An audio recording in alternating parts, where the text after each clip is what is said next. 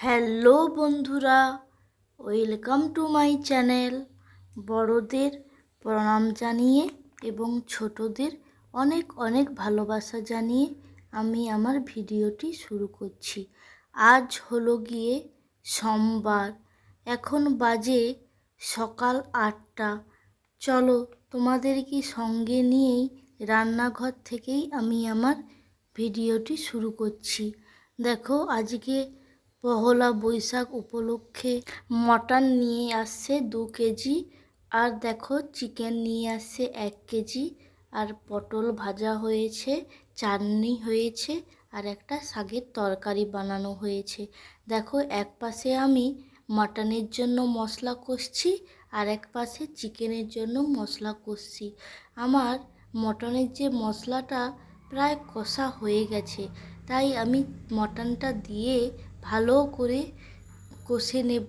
কষে দেখো প্রেসার কুকারটা রেখেছি, প্রেসার কুকারেই আমি বসাবো। মটনটা না হলে তো কড়াতে অনেক টাইম লেগে যায়। আর দেখো, আলুগুলো আমি আগে থেকেই ভেজে রাখছিলাম, সেইগুলোকে আমি পরে দিয়ে দেব।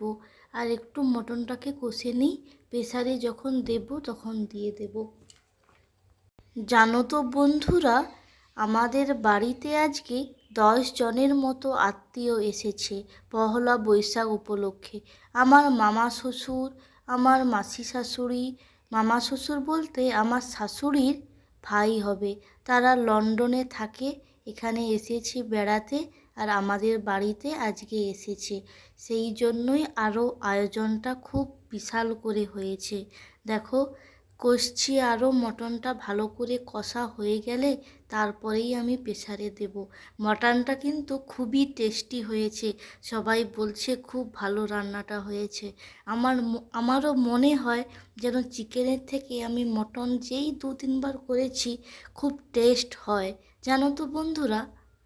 আর জানো তো, যেহেতু সেই ছোট মামিমা ছোট মামার ঘরে, সে তো লন্ডনে থাকে, আর মামিমাটা ফিলিপিন্সের মেয়ে, সে তো কোনো ওই হলুদ বলো বা কোনো তেল মশলা একেবারেই পছন্দ করে না। সে নিজের খাবার নিজেই বানিয়ে নেয়। সে ওই প্লেন একদম সাদা রাইস খেয়ে নেয়, আর মাছ একদম ডিপ ফ্রাই করে খায়, আর ওই সেদ্ধ ঢ্যাঁড়স সেদ্ধ, সবজি সেদ্ধ, এইগুলোই সে খায়, আর নিজের খাবার নিজেই করে নেয়। এই দেখো সেই ছোট্ট বনুটা, সেই ছোট মামার ঘরে আমার ছেলে আর বনুটা দেখো খেলতেছে কত সুন্দর। দুপুরবেলা সব খাওয়া দাওয়া করে ঘুম থেকে উঠে একটু বিকালবেলা খেলে নিচ্ছে, এরা একটু পরেই বাড়ি চলে যাবে।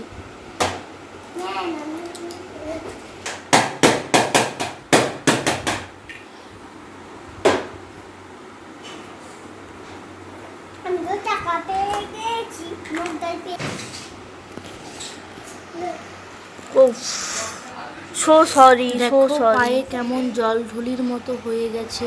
এরা তো লন্ডনে থাকে, সেখানে খুব ঠান্ডার দেশ, সেখানে আমাদের এখানে কেমন গরম পড়েছে বলতো বন্ধুরা।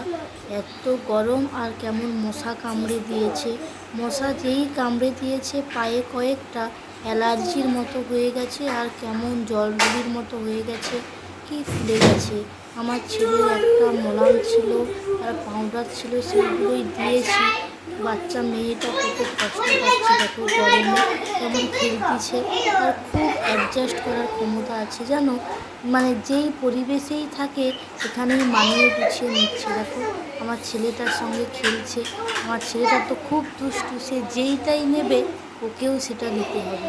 দুষ্টামি করছে দেখো, পিছনে উঠছে, নামছে, খেলছে। এদের দুষ্টামি দেখতে দেখতেই আমাদের মনে হয় সময় কেটে যাচ্ছে। দেখো কেমন দুষ্টু করছে।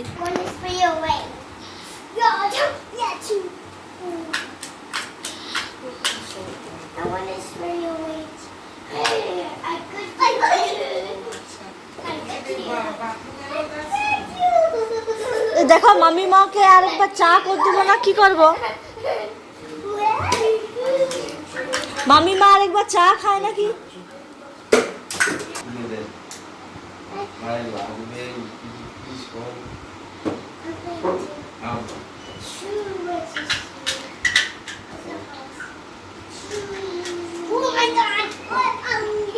দেখো ওই বাচ্চা এখানে বসো। আর আমাদের সেই মামিমা হয়, তারা ওই আমাদের মতো কিছু তো ভাত তরকারি সবজি কিছুই খায় না। তাদের জন্যই ঢেঁড়স কয়েকটা সিদ্ধ করে দিয়েছিলাম। আর আমাদের সেই পুকুরে মাছ তোমাদের আগেই দেখিয়েছিলাম, তেলেপিয়া মাছ পড়ে, সেইগুলোই আমার শাশুড়ি মা ধরে আনছিল, ওইগুলোই ভাজা করেছে আর ম্যাগি খেয়েছে। আর দেখো মেয়েটা তো ইংলিশ বলে আর আমার ছেলে তো বাংলা। এরা তো কেউ কারোর কথা বুঝতেই পারছে না, মনের খুশিতে নিজেরা খেলতেছে। আর এই মেয়েটা জানো তো, বাচ্চা মেয়েটা সবাইকে কিস করে, এদেরকে এরকমই শিখিয়েছে। আমাদের যেমন প্রণাম করা হয়, হাই হ্যালো ফোকাস ক্যামেরা হাগ করা, এইগুলোই এরা শিখেছে। আর সব ইংলিশেই কথা বলে। আর আমার ছেলে তো একদম ভীত বাঙালি, দুজনে খেলেই যাচ্ছে, কেউ কারোর কথা কেউ কারোর ভাষা বুঝতেও পারছে না, কিছু না।